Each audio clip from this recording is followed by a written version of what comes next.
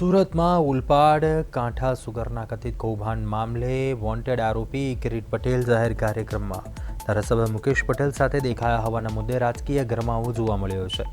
કોંગ્રેસ પ્રદેશ મહામંત્રી દર્શન નાયકે પોલીસની કામગીરી સામે સવાલ ઉઠાવ્યા। તેમણે આક્ષેપ કર્યો કે તે 50 કરોડથી વધુના કૌભાંડના આરોપીની ધરપકડ કર્યા વિના ચાર્જશીટ દાખલ કરવામાં આવી છે।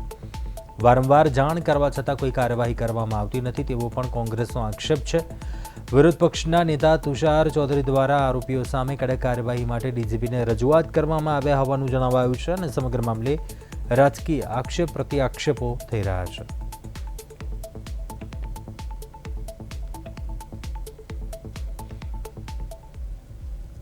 ઘણા વર્ષોથી સંસ્થાના તત્કાલીન પ્રમુખશ્રી અને બોર્ડની સામે વારંવાર સભાસદો દ્વારા, ખેડૂત આગેવાનો દ્વારા, તમામ લોકો દ્વારા ગેરવહીવટ અંગેની વારંવાર ફરિયાદ કરવામાં આવી હતી।